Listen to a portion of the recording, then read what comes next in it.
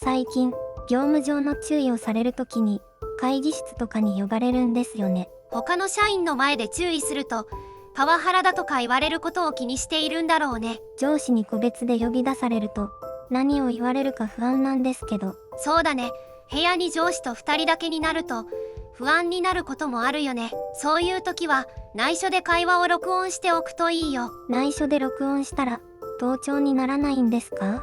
自分が会話に参加している限り、相手の同意がなくても録音すること自体は原則的に問題ないよ。そうなんですね。それでね、それとは逆のパターンにも有効なんだよね。逆のパターンって？上司や先輩社員がいくら注意しても、あ、またやっちゃった、ポコリ、とか言って、毎回同じミスし続けるとか、コネ入社した社員に注意したら、そんなこと言っていいの？言いつけちゃうぞ、とか言ってくるやからがいる場合は、管理責任を問われたり、ミスの責任を押し付けられて、自分の身に危険が及ぶんだよね。確かにそういう人っているみたいですね。そこで、上司や先輩社員も会話を録音することで、自分の身を守れるんだよね。ただ、就業規則で、会話の録音を禁止しているところもあるみたいなんだよね。禁止する理由は何ですか？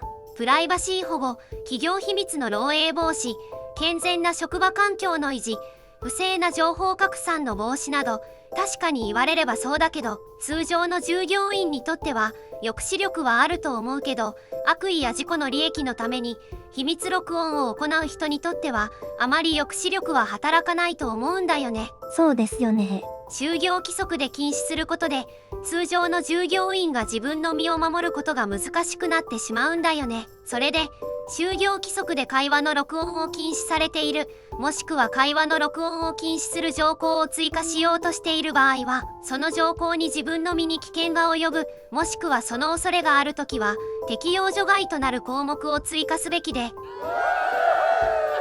その適用除外となる項目を追加しないと、使用者自ら録音されては困る発言をするということになっちゃうよね。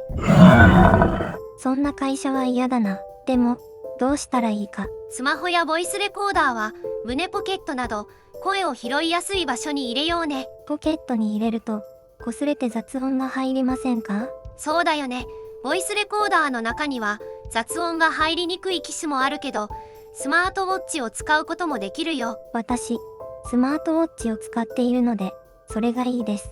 でも、スマートウォッチの画面表示には気をつけてね。録音データは確実に録音されていることを確認後、自分のストレージに速やかにバックアップしてね。そうします。でも、その録音データを怒りに任せて、SNS にアップロードしたりしてはいけないよ。頭に血が上ったら、後先考えずにやっちゃいそうですね。社内で解決すると思われる場合は、会社の相談窓口を利用して、法的な行動を起こしたいのであれば、弁護士に相談すべきだね。よくわかりました。